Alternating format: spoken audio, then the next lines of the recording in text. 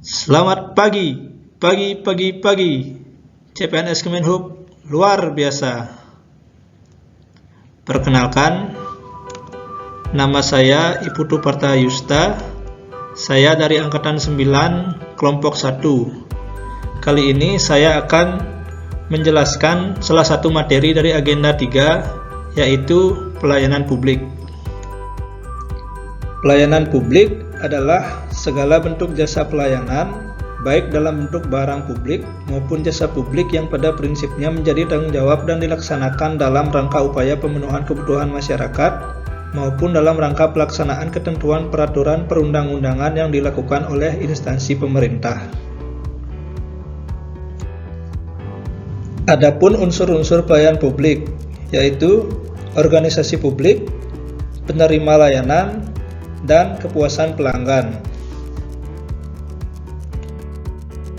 Kemudian, ruang lingkup pelayanan publik yang pertama berdasarkan pasal 5 ayat 2 Undang-Undang Nomor 5 Tahun 2009. Yang pertama adalah pendidikan, pengajaran, pekerjaan dan usaha, tempat tinggal, komunikasi dan informasi, lingkungan hidup, kesehatan, jaminan sosial, energi, perbankan, perhubungan, sumber daya alam, pariwisata, dan sektor strategis lain. Kemudian, ruang lingkup dalam Undang-Undang Dasar 1945 Amandemen 4, yaitu yang pertama adalah hukum, lapangan kerja, politik, keamanan, agama, sosial, pendidikan, pekerjaan, administrasi, perumahan, administrasi, asuransi jiwa dan kesehatan, perlindungan HAM, pendidikan, dan ekonomi.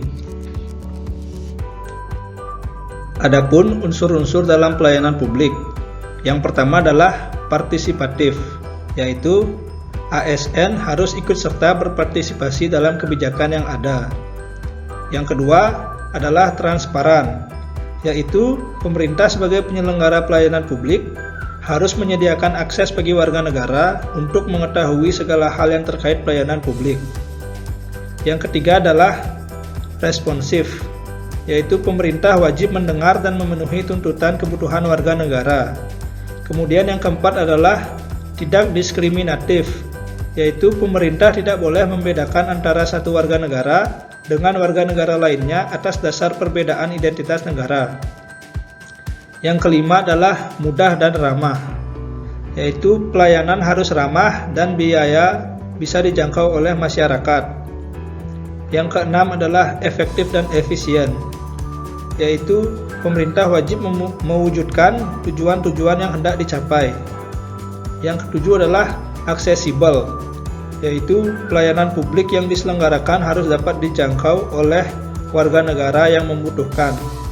Kemudian yang ke-8 adalah akuntabel, yaitu penyelenggara pelayanan publik dilakukan dengan menggunakan fasilitas dan sumber daya manusia yang dibiayai oleh warga negara.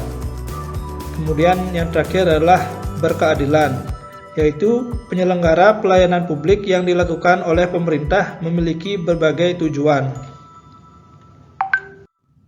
Masalah-masalah klasik pelayanan publik yang biasanya ada di Indonesia.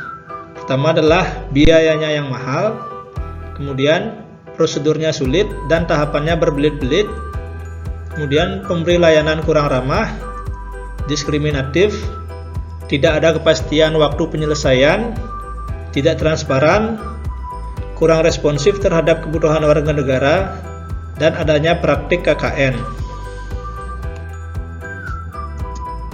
Contoh pelayanan publik yang ada di Indonesia. Yang pertama, ada pelayanan Samsat yang dilaksanakan oleh Kepolisian Negara Republik Indonesia, khususnya bagian lalu lintas. Kemudian, ada pelayanan surat izin mengemudi atau SIM, yang dulunya kita harus ke Polres untuk memperpanjang SIM, sekarang sudah ada pelayanan SIM keliling yang lebih bisa memudahkan masyarakat. Kemudian, ada pelayanan kesehatan yang dilakukan oleh pemerintah untuk membantu masyarakat sekitar yang kurang mampu. Dan terakhir ada jasa pendidikan gratis yang diberikan oleh pemerintah. Contoh-contoh pelayanan publik yang ada di lingkungan Kemenhub. Yang pertama, ada pembangunan stasiun kereta api yang dibuat pemerintah yang berfungsi sebagai tempat naik atau turunnya penumpang dan bongkar muat barang. Di stasiun juga dapat dilakukan kegiatan usaha penunjang angkutan kereta api seperti usaha pertokoan, restoran, dan perkantoran, serta perhotelan. Kemudian, ada juga pembangunan terminal yang berfungsi sebagai tempat pemberhentian sementara kendaraan umum untuk menaikkan dan menurunkan penumpang dan barang hingga sampai ke tujuan akhir serta suatu perjalanan. Ada juga pembangunan bandara yang bertujuan untuk meningkatkan perekonomian pusat dan daerah, membuka isolasi daerah terpencil, khususnya daerah atau pulau-pulau terluar, dan memperkuat konektivitas seluruh wilayah NKRI. Kemudian yang terakhir, ada pembangunan pelabuhan yang bertujuan untuk meningkatkan ekonomi di daerah belakang dan untuk menunjang kelancaran perdagangan antar pulau atau negara, ekspor dan impor, serta perkembangan daerah sekitarnya, dan untuk mendukung kelancaran produksi suatu perusahaan atau pabrik. Sekarang saya akan memberikan contoh pelayanan publik yang ada di kantor Otoritas Bandar Udara Wilayah 4. Yang pertama yaitu pembuatan tanda izin mengemudi atau TIM. TIM ini berfungsi sebagai tanda kita layak untuk mengemudi di sisi udara yang meliputi apron, taxiway, dan runway.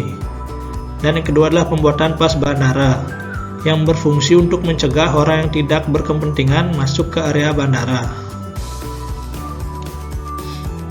Baik, itu tadi podcast dari saya. Akhir kata, saya ucapkan terima kasih.